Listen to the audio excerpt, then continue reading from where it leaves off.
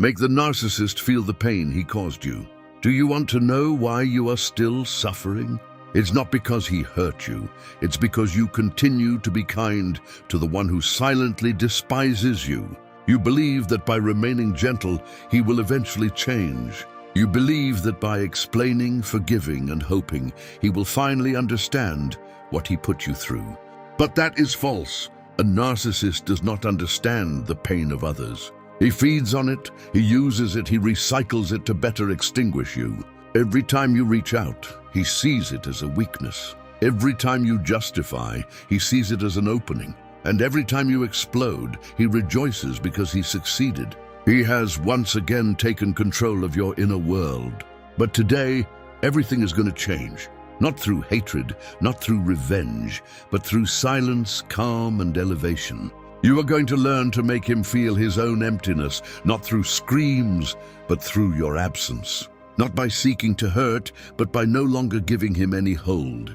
You are not here to become cruel. You are here to become untouchable, stoic, detached, inaccessible, and believe me, that is what he will never tolerate.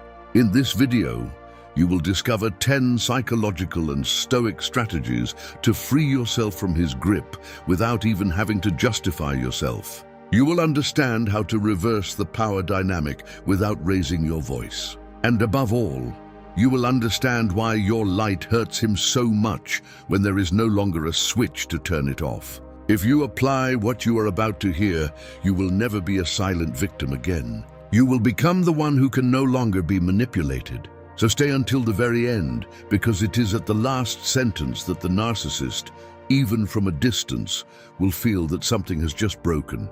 And that something is the power he had over you. Subscribe right now, because here, we do not flatter the ego of abusers. We rebuild free minds. Leave a like if you want to reclaim your inner authority. And share this video with someone who needs to hear that true power means no longer needing to be kind to those who do not respect you. Let us begin with the first chapter. What the narcissist wants is your energy, not your love. He's not interested in you, only in what you can give him. Your attention, your time, your gaze, your emotions. Every time you worry about him, justify yourself, or try to love him better, he feeds. You think your love can touch him. He does not want it. What he seeks is for you to keep revolving around him like a planet around the sun. The envious man sees the shadow, never the light. The narcissist does not love, he envies. He wants to shine by diminishing you. The more luminous you are, the more he hates you for reminding him of what he does not have. So he sucks your light to give himself an illusion of brilliance. He cannot stand to see you centered, stable, at peace. It is from your agitation that he draws his power. The moment you react, explain, or explode, he rejoices, because you show that you are still under control. He who depends on praise surrenders to his abusers, Epictetus said. And the narcissist loves playing this role, even without saying it. That is why he alternates between kindness and contempt. One day he values you, the next day he ignores you. A simple message can lift you up or crush you. You think this is love? It is conditioning. The more you try to return to the loving version of him, the more you chain yourself to his trap. The Stoic does not play this game. He sees the illusion. He understands that energy is a sacred good, and that the narcissist is nothing but a silent plunderer. He stops explaining. He stops wanting to please. He withdraws the source, he cuts the power, and that is when the narcissist begins to collapse. True kindness is not continuing to give, but knowing when to stop. Loving another does not mean forgetting oneself. The Stoic does not flee out of cowardice. He walks away out of wisdom. He knows you cannot save someone who takes pleasure in hurting. And above all, he no longer falls into the trap of justification. Every time you explain why you are setting a boundary, you reopen the door. The narcissist loves speeches. While you are talking, he regains control. Silence is a response he does not know how to manipulate. So today, begin here. Observe what you offer to whom and why. Your energy is precious. Stop making it a feast for those who feed on your imbalance. This is the beginning of your inner reclamation. Let us continue with the second chapter. The narcissistic pervert does not want to lose you. He wants to control you. You think he clings to you because he loves you? That is false. He clings to what he can extract from you. He does not want to lose the person you are. He wants to keep access to your mind, your heart, your weaknesses. And to do this, he does not bind you with visible chains, but through a carefully maintained confusion. Flattery is more cruel than insult, Seneca said. The narcissistic pervert alternates between the two. He showers you with praise so that you become attached. Then he belittles you so that you doubt yourself. It is a cleverly orchestrated cycle, and the more you try to understand, the deeper you sink. Because he does not want clarity, he wants fog. One day he tells you that you are unique. The next day he acts as if you do not exist. This emotional back and forth is not an accident. It is a strategy. He makes you dependent on his approval so that you no longer belong to yourself. He turns your need for love into an instrument of domination. The greatest danger is the man who caresses you while cutting you, Marcus Aurelius noted. It is exactly that. He does not strike with screams, but with gentle gestures and ambiguous words. He leaves invisible but deep wounds, and because you cannot show them, you doubt they even exist. You think you can talk to him, make him listen to reason? He is not operating on logic. He is operating on possession. What he wants is not a dialogue. It is your capitulation. And every time you explain yourself, you lose a little more ground. The Stoic does not play this game. He sees that emotional imbalance is a form of manipulation. He withdraws mentally long before leaving physically. He stops trying to convince and begins to protect his integrity. That is where true liberation is born. The moment you stop responding, where you no longer feel the need to justify yourself, is the moment the power shifts sides. The Stoic does not proclaim his victory. He lives it in silence, by becoming the center of his own world once again. Stop seeking to be understood by someone who deliberately confuses you. Stop seeking to be loved by someone who destroys what he touches. It is not love that you lost. It is an illusion. And what you're going to gain now is yourself. Let us delve deeper with the third chapter. As long as you react, he wins. You think your silence makes him indifferent, that your calm is useless? Think again. For a narcissist, what matters is not whether you agree or are angry. What matters is that you react. Your reaction is his oxygen. Your emotion is his feast. Every word you let slip, every tear you shed, every justification you offer is a victory he savors in silence. He knows exactly where to press. He provokes you, then feigns astonishment at your pain. He sows confusion and then presents himself as the victim of your distress. This game is subtle, perverse, but always directed toward one goal, capturing your energy. And as long as you continue to participate, you feed his power. Your inner agitation becomes his kingdom. The Stoic, however, has understood one essential thing. The adversary has no power if you refuse to give him any. You are defeated when the other person makes you lose your calm, Epictetus used to say, and Seneca confirmed it. Screams only prove the weakness of the one uttering them.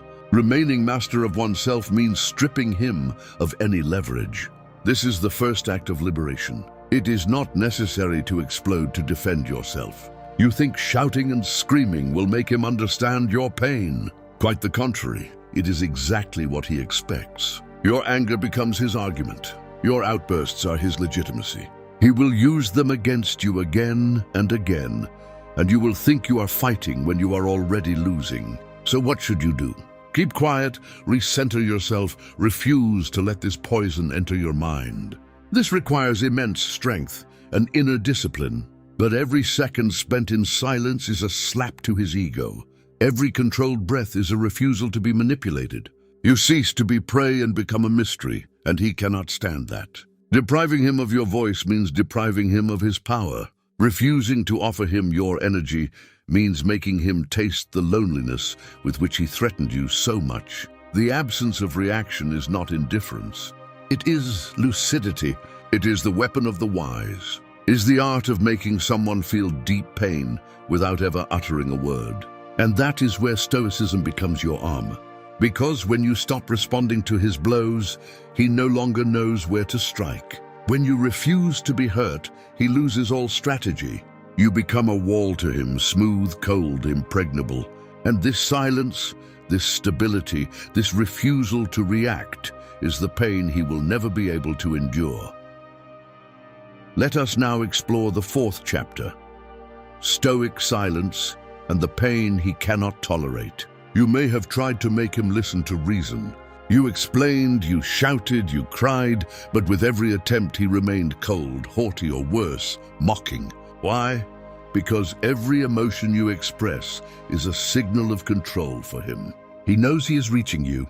He knows you are still chained. Silence, on the other hand, reverses this power dynamic. It is no longer your tool for peace. It becomes his torment. The narcissist lives by noise. He needs drama, reaction, intensity.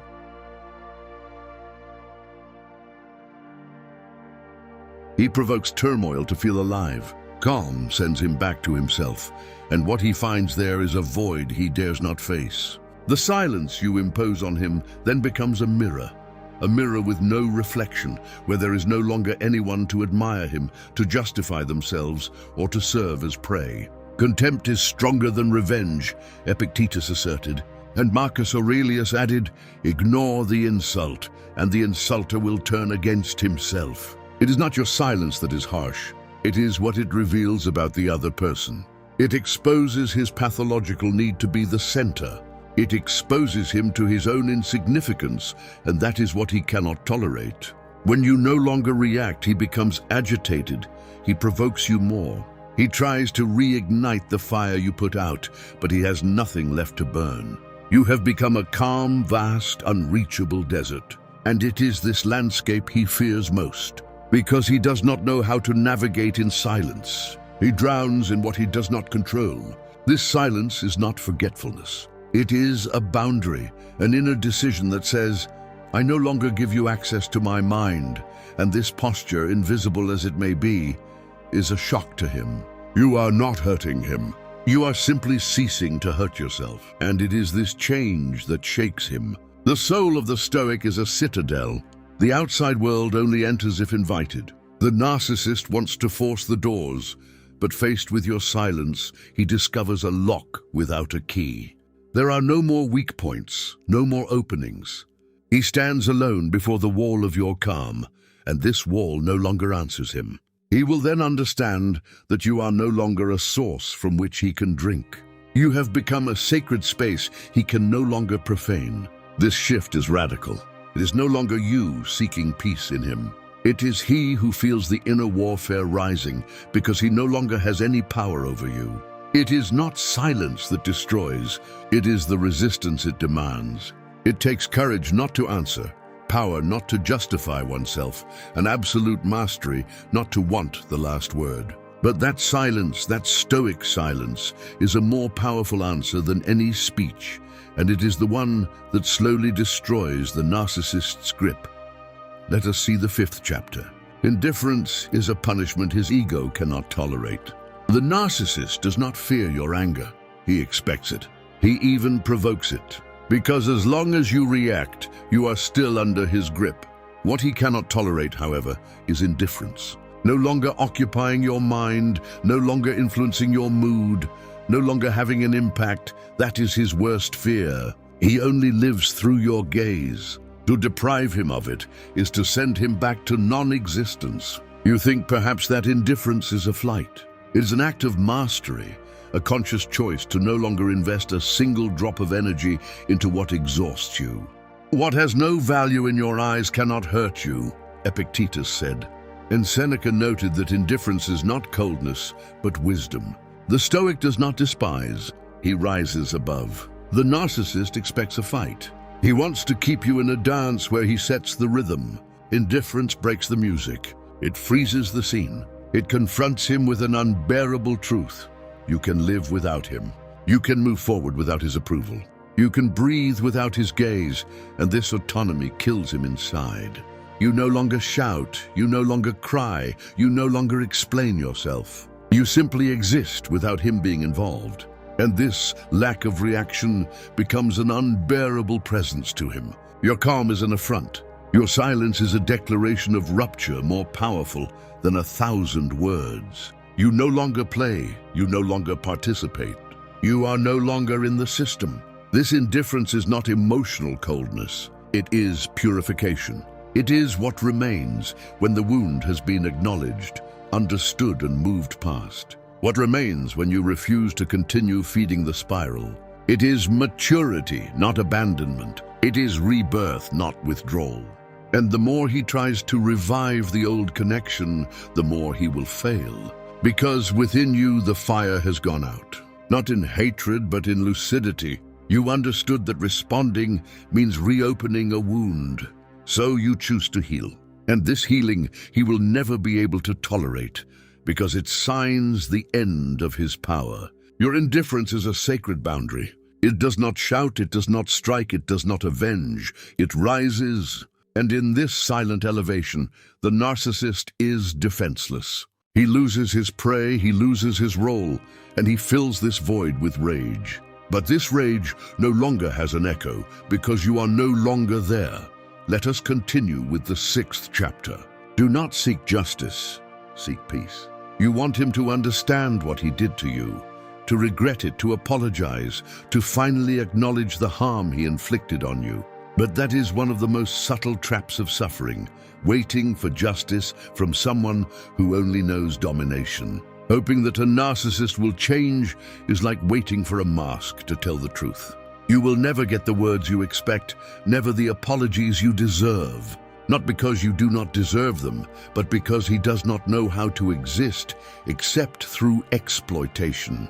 He does not have the capacity to question himself without feeling threatened. Seneca said that waiting is a voluntary suffering, and you maintain it every time you expect repair from the one who broke things without ever looking back. The Stoic, however, expects nothing from the unjust. He does not poison himself by hoping for what will never come. He transforms his pain into wisdom, his anger into clarity. He understands that peace is not a victory won over the other person, but a space found again within oneself. You are free when you no longer depend on their repentance, Marcus Aurelius asserted. And that is where you win, not in confrontation, but in detachment. When you stop turning around the same void, when you refuse to replay the same dialogues, the same conflicts, the same hopes, when you give up the need for him to recognize your value, you reclaim it entirely. Justice, as you imagine it, never comes in this kind of relationship. And even if it did, it would not heal your wound, because it is not an excuse you are looking for. It is peace. And this peace will only come from one place: your inner silence, your refusal to continue giving importance to what tore you apart. You do not choose forgiveness to absolve him. You choose it to lighten your own load. You do not close your eyes to the harm done. You simply decide that it will no longer be the center of your life. The Stoic does not seek to correct the unjust. He builds a world which the unjust can no longer enter. And this world begins with a decision, not a cry, not a revenge, but a gentle and definitive rupture. A simple "I owe you nothing anymore." That is liberation. That is the true end. That is where you rise. Not as a victim waiting for forgiveness, but as a sovereign, detached, pacified being. And believe me, nothing hurts a narcissist more than seeing the one he wanted to possess, walking free and silent. Let us now move to the 7th chapter. Become unpredictable again. Withdraw his access to you. He studied you, observed you, deciphered you. He knows your reactions, your hesitations, your silences. The narcissist does not read your emotions to understand you. He analyzes them to better manipulate you. Every time you repeat the same answers, he refines his strategies. And that is where you must be reborn in unpredictability. A narcissist needs predictability to maintain his domination. He wants to know where to press, when to press, and with what intensity to cause a fracture. But when you change your rhythm, when you no longer react as expected, he loses his bearings, and he experiences this imbalance as a threat. Epictetus said, "He who is not understood cannot be controlled." Reclaim your complexity, reclaim your mystery. Stop responding systematically. Stop explaining yourself at every attack. Do not give any more clues about what you feel or what you plan to do. This strategic silence is not hostility. It is a reclamation. In this new terrain where you refuse to play his game, he becomes agitated. He then tries to make you feel guilty, accusing you of coldness, of indifference. But you now know that your unpredictability is a protection. It does not destroy the other person. It preserves your integrity. Seneca said, "The man who knows himself becomes opaque to manipulation." Imagine now that you withdraw access to your thoughts, your habits, your gaze, that he no longer knows if you are going to react, stay, or leave. You become a mystery, and a mystery cannot be dominated. It is either respected or avoided. In both cases, you won. This is not coldness, it is strategy. This is not rejection, it is preservation. The one who always saw you as a source of emotional supply discovers a version of you that he can no longer anticipate. And he experiences this uncertainty as a pain. The most amazing thing is that the more unpredictable you become, the more alive you become because you stop playing a role. You become free in your movements, free in your silences, free to be whole. And this freedom is the only language the narcissist will never be able to translate. Let us address the 8th chapter. He cannot survive without a witness. Cut the stage. The narcissist only exists in the eyes of others. He needs an audience just as fire needs oxygen. As long as he knows you are watching, listening, reacting, he shines. But withdraw, cut the light, and the show goes out. He no longer has a stage. He no longer has a role to play. Marcus Aurelius, in a rare flash of brilliance, tells us, "The wise man leaves the turmoil without warning, and this exit without notice is more powerful than a speech." You do not need to shout that you are walking away. You do not need to formulate your departure. You only have to cease being a spectator of his staging.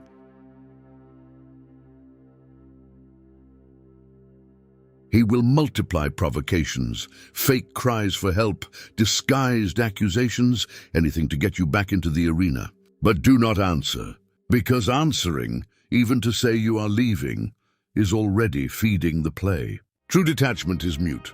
It acts without alerting. It withdraws without making noise. Seneca wrote, "There is no abuser without a spectator." By leaving the stage, you disarm his power. He no longer has a target, no longer has witnesses, no longer has an opponent. He finds himself facing himself, and that is his worst fear. Because in the silence of your absence, he finally hears the void he tries to hide. You think it is your silence that is violent. It is not silence that hurts. It is what it reveals. The narcissist then realizes that he no longer has any effect. And for someone who lives to be admired, that is a total collapse. He no longer knows how to exist without a mirror. This is not a flight. It is a high-level strategy. You do not leave to flee. You leave to find yourself, to get out of a game that leads nowhere. And by doing this, you show one thing. You've understood that you were not an extension of him. You become a whole being again, and that is what he cannot stand. This silence you choose is not a void. It is a superior answer. Where he expects screams, you offer absence. Where he wants a war, you do not even fight a battle. You choose peace as an ultimate provocation. And paradoxically, this peace consumes him more than anger. Let us deepen this video with the 9th chapter. It is not revenge that destroys him. It is your evolution. The narcissist fears neither your words nor your anger. He does not fear the accusations or the truths you want to throw in his face. What he dreads is your silent ascension. It is seeing you live without him, move forward without his gaze, grow without his approval. The narcissist feeds on your stagnation. He collapses before your progression. Every step you take outside of him is a wound to his ego. Not because he loved you, but because he thought he possessed you. Your light dazzled him, but he wanted it to remain in his hand. When you become stronger, calmer, more anchored, he no longer has a hold. And that is his true suffering. Seneca said, "Do not give blow for blow. Rise above, and they will lose sight of you." The Stoic does not seek to humiliate. He withdraws from the fight. He does not want to win against the other. He wants to win against himself. And this personal victory, this inner progress, is what the narcissist will never tolerate. You do not need to justify yourself. You do not need to explain why you are moving away. You do not even need him to see you succeed. Because true power is evolving in discretion. The narcissist lives for the gaze, and you detach from it. He lives in noise, and you move forward in silence. The best answer to contempt is elevation, Epictetus wrote. You were hurt, damaged, but you do not stay on the ground. You rebuild, you realign, you walk without looking back. And it is this step that confronts him with his impotence. Your success does not need to be spectacular. It just needs to be real. The fact that you no longer expect anything from him, that you no longer need recognition, revenge, or a scene, that is the supreme insult to the one who wanted to be your center. So live with serenity, with grandeur, with quiet strength, and let him fade into the void he built himself. For he who lives to dominate dies the very moment he no longer has a grip, and you have become unreachable. And remember this, the narcissist is not destroyed by your hatred, but by your absence. It is not war that consumes him, it is oblivion. Because for him, disappearing from your mind is ceasing to exist. Let us proceed with the 10th chapter. You are not making him suffer. You are giving him back his loneliness. You may still believe that you must do something to hurt him, that you must speak out, denounce, expose. But the truth is simpler, more stoic, more radical. You do not hurt him by acting. You hurt him by leaving in silence, without the need for a scene, without a cry, without revenge, just by withdrawing with dignity. The narcissist cannot tolerate loneliness, not that of the body, but that of the ego, the one that confronts him with himself, without witnesses, without a mirror to admire his mask.